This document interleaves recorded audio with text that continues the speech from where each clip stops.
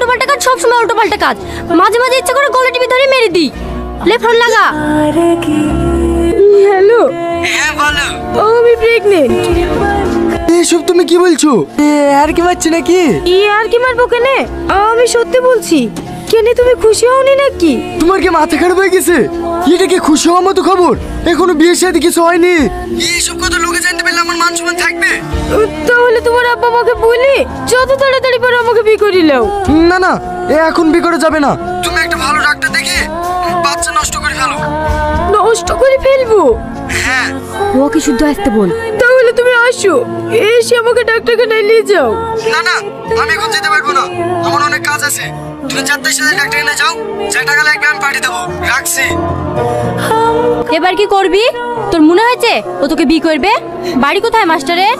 জানিনি, বাজারে ঘর ভাড়ালি থাকে। সব সময় উল্টো পাল্টা কাজ। কত বকছি কেন রে? এখন কি করবো তাই বল। নানিদের বাড়ি যা, ওই গ্রামে ভালো একটা গায়নের ডাক্তার আছে, ওখানে কি দেখি লেগা। আশেপাশে দেখাতে কি কেউ জেনে ফেললে পরে দুর্নাম হবে। ঠিক আছে।